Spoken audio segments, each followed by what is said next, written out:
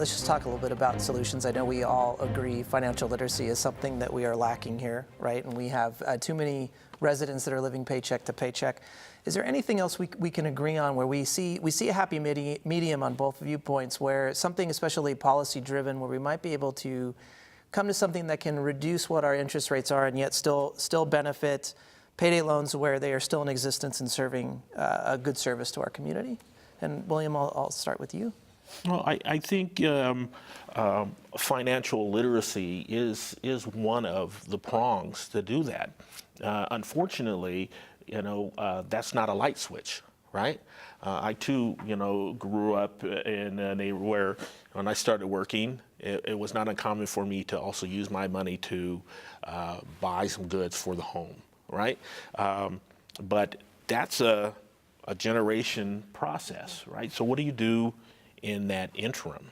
If you're going to do that, I think it's you have to maintain that access, because I think the outcome, if you just take it away, is going to be worse, much worse. And I think that Nevadans and our legislators have taken a great deal of effort to protect our consumers from fraudulent and unregulated online lenders. And I'd like to keep it that way.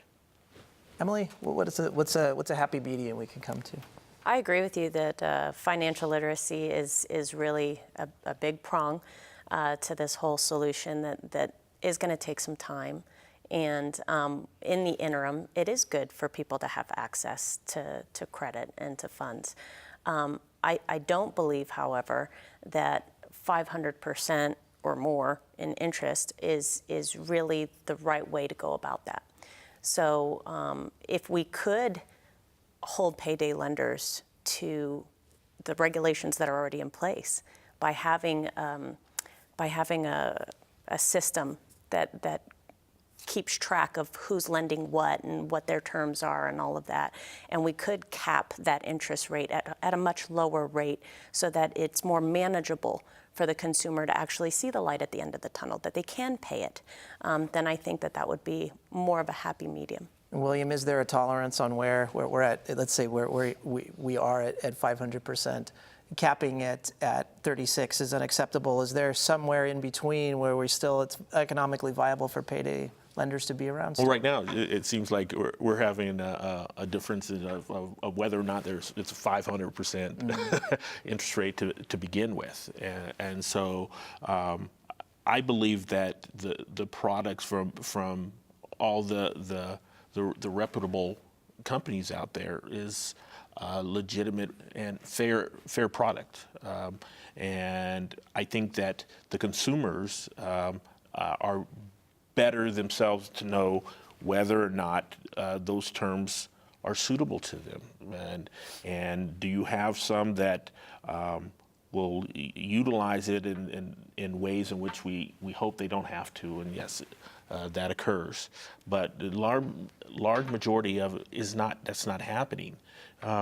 Client had millions of transactions in 2017 with 5 complaints. That's not an epidemic problem, because they are a good company providing a service, and I think a majority of the lenders out there are like that, and I think that we should crack down on the bad ones. And Tennille, what would you like Well, to say? I think that we can agree, William, on that last point, that there are some bad actors out there, and that we do need to crack down on them. And I think the best way to do that is to have that front end enforcement. There are some great consumer protections that both sides of the table have worked on to make sure that consumers are protected, and allow those options to be available when needed. But we need to make sure that those consumer protections are followed, and the best way to do that is to do that on the front end, so that we're not chasing after them.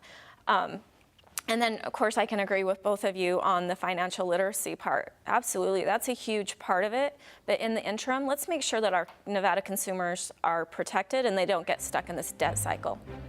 Great. Thank you so much. We really appreciate it. Thank you.